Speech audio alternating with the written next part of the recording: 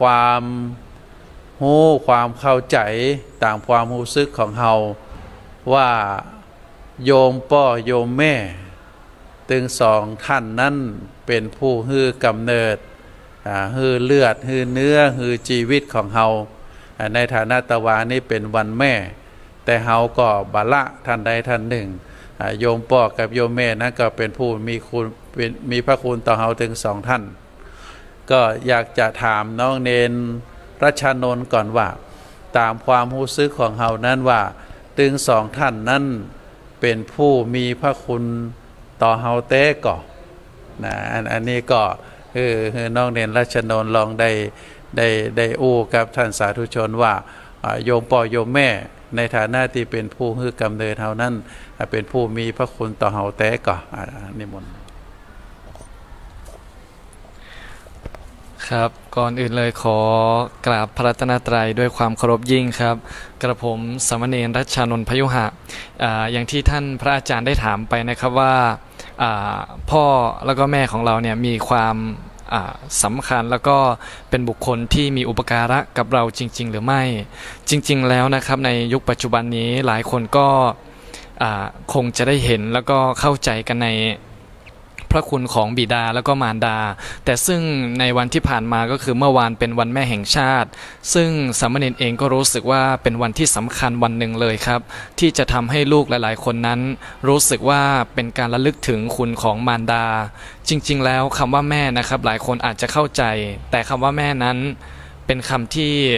เรียกทั่วๆไปซึ่งโดยความหมายในพระพุทธศาสนานั้นมีความลึกซึ้งแล้วก็ยากที่จะพรรณนาได้ครับแม่ของเราเนี่ยนะครับท่านสาธุชนทุกท่านเป็นบุคคลที่มีพระคุณต่อเราอย่างมากมายบิดาก็เหมือนกันครับก็มีพระคุณกับเรามากเช่นเดียวกันแต่มารดาของเรานั้นเป็นบุคคลที่คลอดบุตรก็คือออกเรามาให้เรามีชีวิตที่จะได้ลืมตามองโลกซึ่งมารดาเนี่ยก็เป็นบุคคลที่มีพระคุณอย่างมากเลยครับท่านทั้งหลายกระผมเนี่ยสามเณรรัชนนท์ก็จะมีหลักธรรมแล้วก็มีนิทานเรื่องหนึ่งมาแสดงแก่คณะศรัทธาว่าจริงๆแล้วในสมัยพุทธกาลครับท่านสาธุชนทุกท่านในเรื่องของโยมมารดากับพระสารีบุตรเถระซึ่งจริงๆแล้วเนี่ยองค์พระสารีบุตรเถระเนี่ยเป็นบุคคลที่มีกิตติศัพท์ว่าเป็นบุคคลที่มีปัญญาเลิศแล้วก็เป็นบุคคลที่มีความกตัญญูเป็นเลิศท่านนั้นเคยคิดที่จะแสดงธรรมแก่มารดาของท่านหลายรอบแล้วก็หลายครั้งด้วยครับท่านสาธุชนแต่ว่ามารดาของท่านนั้นกลับปฏิเสธที่จะฟังธรรมจากพระสารีบุตรทุกรอบแต่มีมาวันหนึ่งที่องค์พระสารีบุตรนั้นจะได้เข้าสู่พระนิพพานและเหลือเพียงอีก7 วันที่จะลาลับจากโลกนี้ไปจึงมีดำริว่าจะกลับไปนิพพานที่ตนเกิดก็คือจะกลับไปเรียกภาษาบ้านๆก็คือจะกลับไปตายที่ห้องที่ตนเคยเกิดก็คือที่บ้านของโยมแม่แต่วันนั้นพระสารีบุตรก็เลยบอกกับมารดาว่าเดี๋ยวจะนิพพานภายใน7 วันมารดาก็เริ่มรู้สึกว่ามีความรู้สึกตกใจพระสารีบุตรก็เลยถือโอกาสตรงนั้นว่าแสดงธรรมแก่มารดาก็เริ่มรู้สึกว่าลึกซึ้งในพระธรรมจากแต่ก่อนก็เคยมีทิฏฐิมานะที่ปฏิเสธการฟังธรรมอยู่ทุกรอบแต่วันนั้นก็ได้มีความสนใจแล้วก็จากความทิฏฐิมานะก็กลายเป็นความอ่อนโยนที่มีต่อพระสารีบุตรจากนั้นเมื่อแสดงธรรมเสร็จก็มีพุทธวจนะหรือว่าประโยคนึงที่พูดว่าพุทโธภัคควาติจากนั้นองค์โยมแม่ของพระสารีบุตรก็ได้บรรลุเป็นพระโสดาบันอันนี้ก็ถือว่าเป็นนิทานเรื่องเล็กๆก็ถือว่าเป็นสมัยของพุทธกาลครับแต่ว่าในปัจจุบันเนี่ยมารดาของเราเนี่ยก็มีพระคุณมากเหลือเกินอยากที่จะให้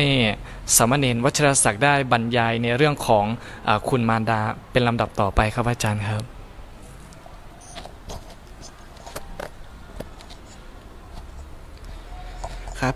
ถึง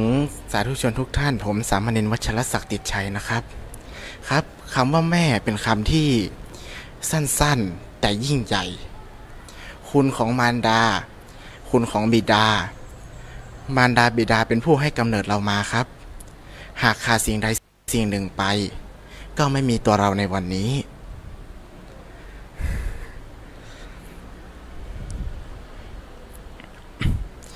ออภัยด้วยครับสำหรับผมคุณของมารดา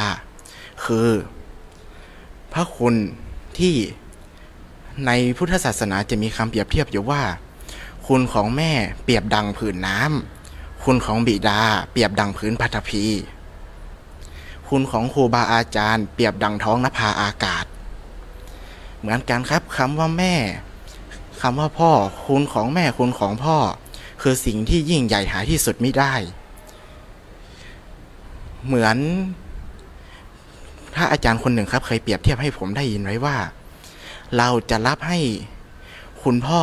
อยู่ไหล่ซ้ายคุณแม่อยู่ไหล่ขวาให้ดูแลท่านทุกอย่าง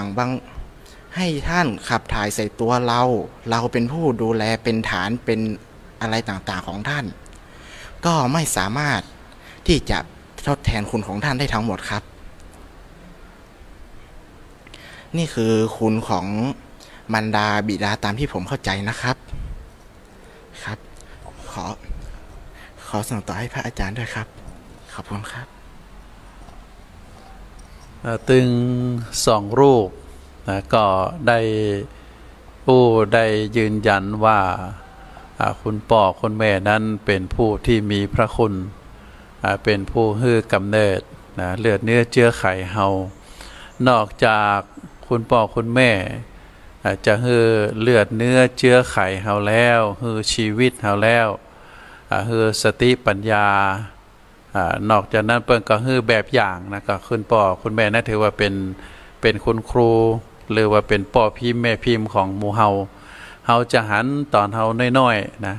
ตอนเฮาเล็กๆเนี่ยก็จะมีคุณพ่อคุณแม่เป็นต้นแบบเป็นแบบอย่างบางทีเปิ้นอาจจะพาไปวัดบางทีเปิ้นอาจจะพาไปหั่นไปนี่รวมกิจกรรมนั่นกิจกรรมนี้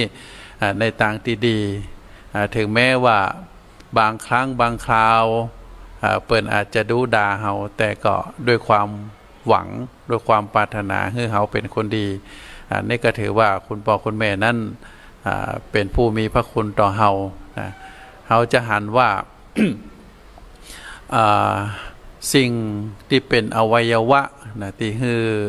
หมู่เฮาทุกคนเนี่ยไม่ว่าจะเป็นแขนขาจะเป็นหน้าตาจะใดก็แล้วแต่เผอิญว่าเฮาได้รับประสบอุบัติเหตุไปอาจจะแขนเสียไปอาจจะขาเสียไปถึงแม้ว่าจะมีอวัยวะเทียมมาทดแทนแต่ว่าสิ่งเหล่านั้นก็บดีเลิศเต่ากับอวัยวะที่พ่อแม่ให้มาตั้งแต่อ่อนแต่ออดก็คืออวัยวะแขนขาที่แท้จริงนะเราจะหันว่าเป็นสิ่งที่มีประโยชน์ต่อเราเป็นอย่างยิ่งบางทีบางครั้งเราอาจจะ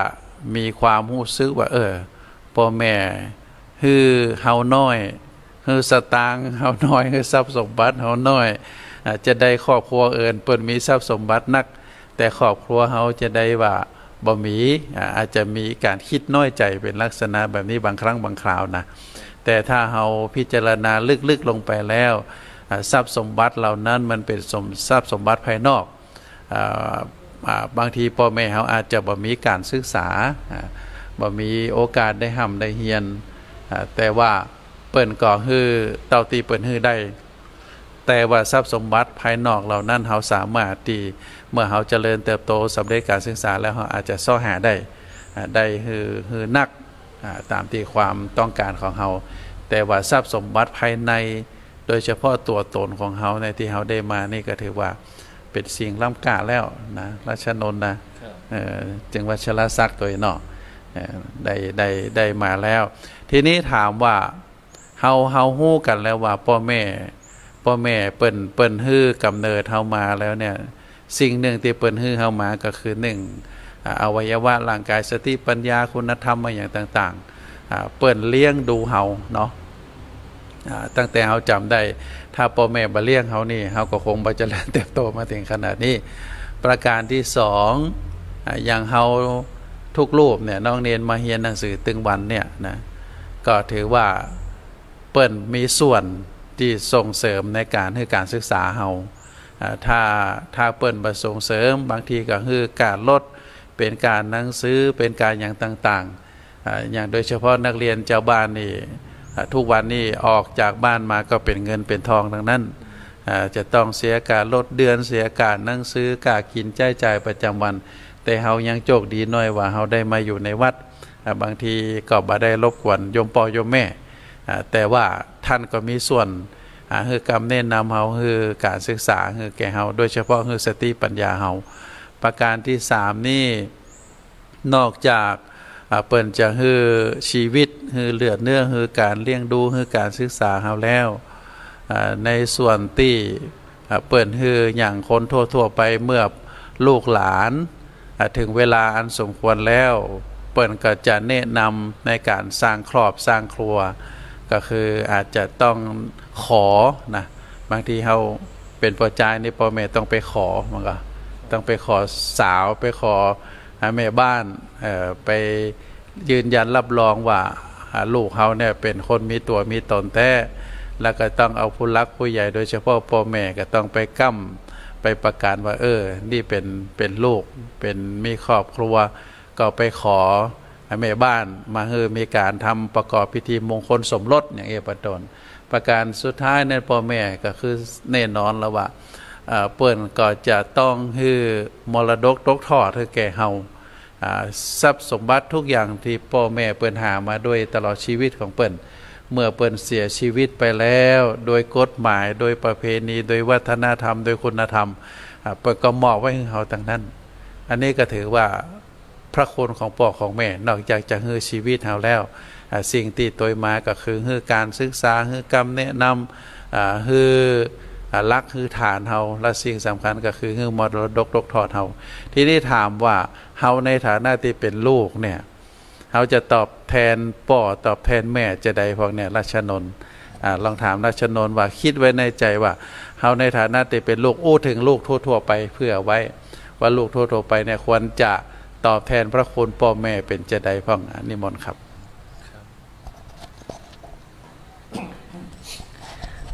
สักครู่นี้นะครับท่านพระอาจารย์ก็อธิบายเกี่ยวกับ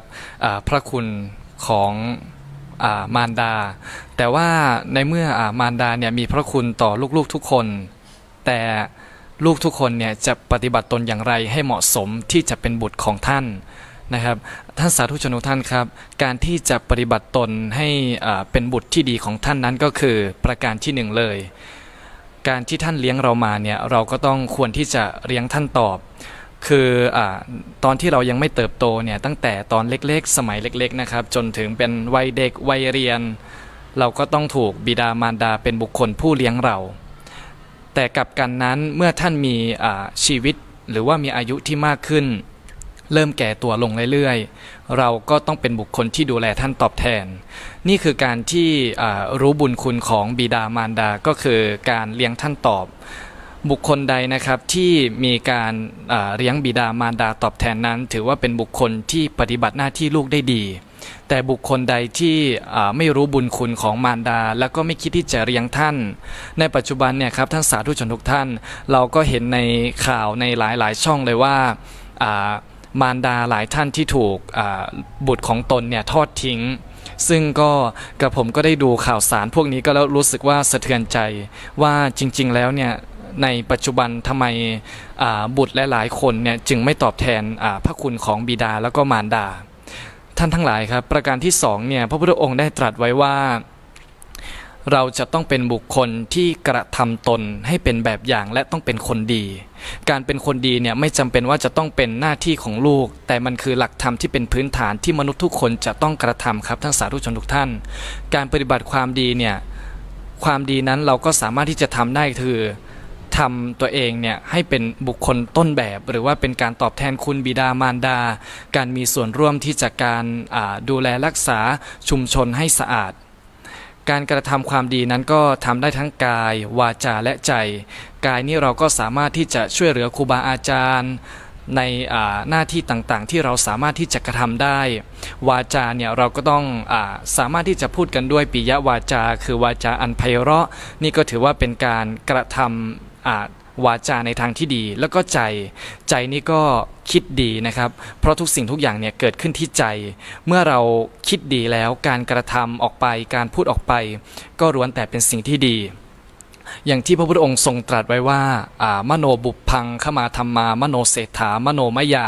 ใจเป็นใหญ่ใจเป็นประธานทุกอย่างสำเร็จได้ด้วยใจครับท่านสาธุชนทุกท่านเพราะฉะนั้นการปฏิบัติตนเป็นคนดีเนี่ยก็ถือว่าเป็นพื้นฐานของมนุษย์ทุกคนไม่จำเป็นว่าการกระทำความดีนั้นจะอยู่ในหลักของบุตรแต่ว่า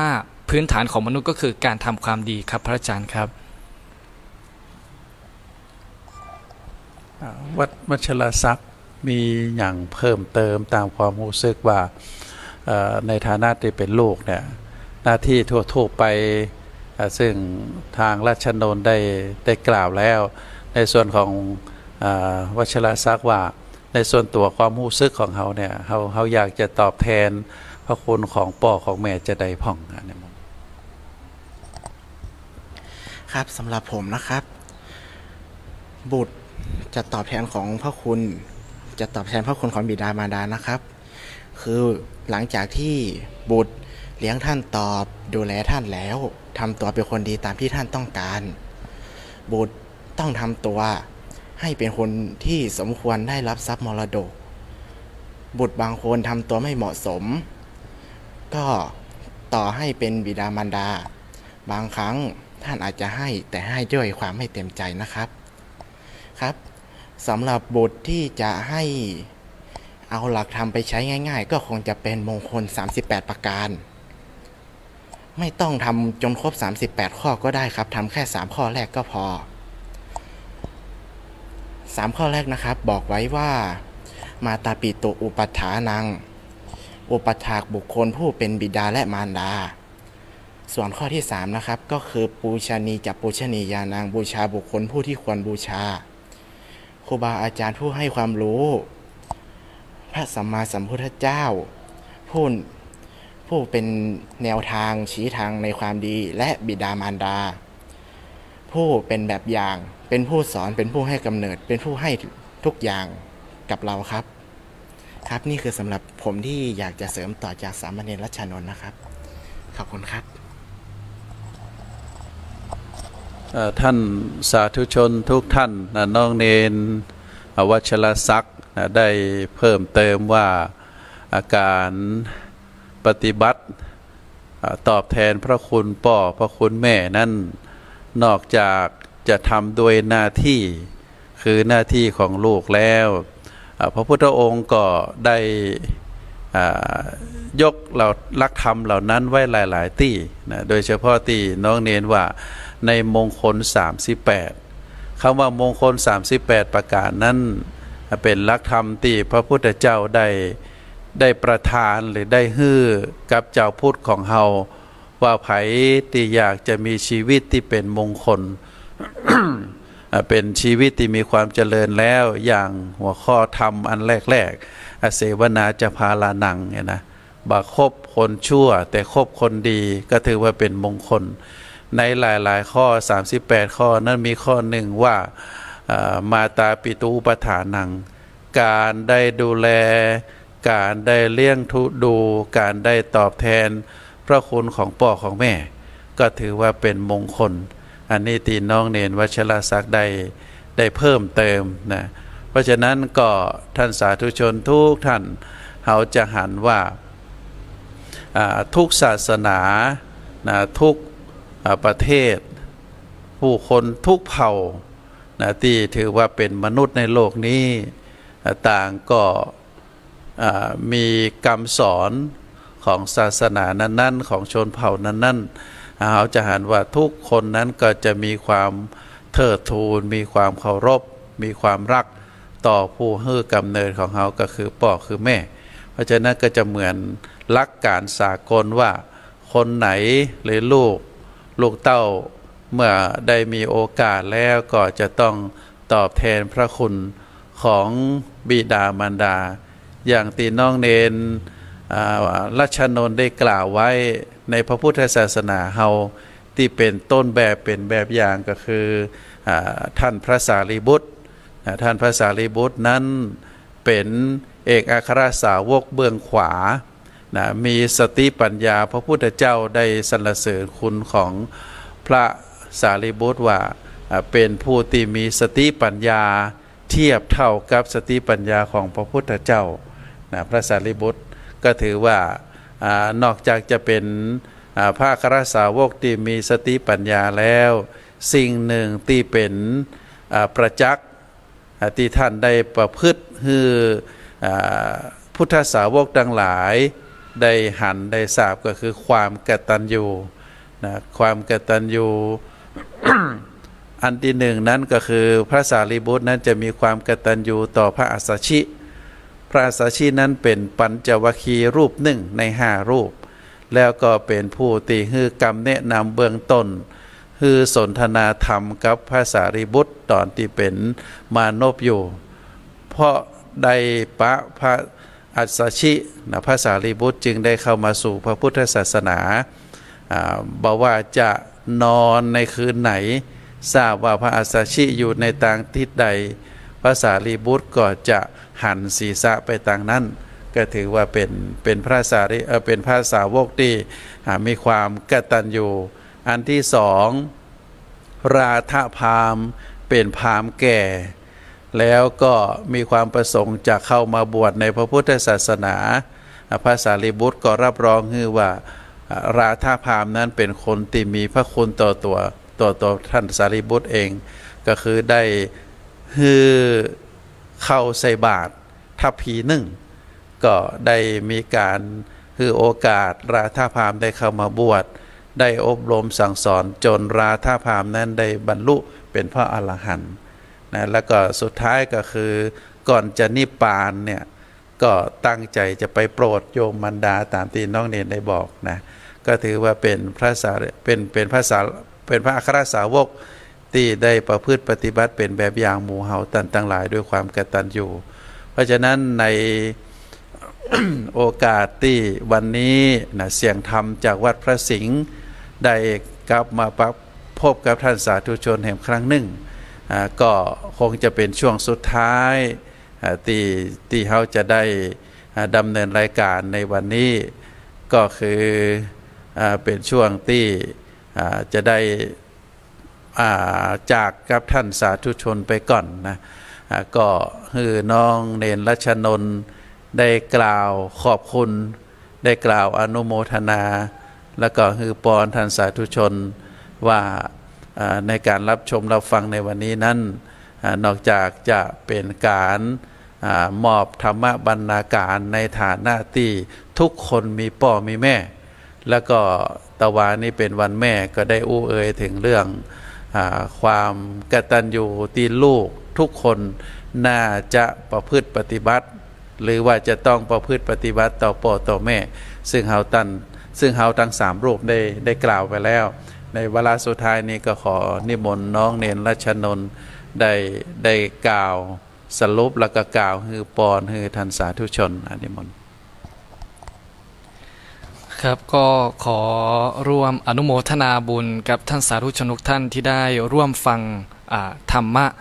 จนจบรายการนะครับในเรื่องของพระคุณของมารดาซึ่งพระคุณของมารดานี้ก็อย่างที่สาธุชนทุกท่านได้เข้าใจกันนะครับโดยที่มีท่านพระอาจารย์แล้วก็มีกระผมแล้วก็เพื่อนสามเณรได้อธิบายไปข้างต้นแล้วว่าคุณของมารดาเนี่ยมีมากเกินที่จะพรรณนาและนับได้ครับท่านสาธุชนทุกท่านหลักธรรมใดนะครับล้วนแต่มีความสำคัญยิ่งท่านสาธุชนทุกท่านแม้กระผมและก็พระอาจารย์นะครับหรือว่าพระภิกษุรูปใดก็ตามนำหลักธรรมทั้งหลายมาแสดงแล้วแม้แต่บทเดียวก็เป็นประโยชน์อย่างยิ่งท่านทั้งหลายหลักธรรมนั้นเป็นสิ่งที่สำคัญเพราะพระพุทธองค์นั้นได้ทรงตรัสไว้อย่างดีแล้วก็ขอร่วมอนุโมทนาบุญกับสาธุชนทุกท่านที่ได้ร่วมฟังธรรมะในเรื่องของพระคุณของมารดาจนจบรายการบุญใดกุศลใดที่คณะศรัทธาทั้งหลายปรารถนาก็ขอให้บุญกุศลทั้งหลายที่ได้ร่วมฟังธรรมนี้จงหนุนนำให้คณะศรัทธาสาธุชนทุกท่านจงมีแต่ความสุขความเจริญคิดมุ่งมั่นปรารถนาสิ่งใดเป็นไปโดยชอบธรรมแล้วก็ขอให้จงพลันสำเร็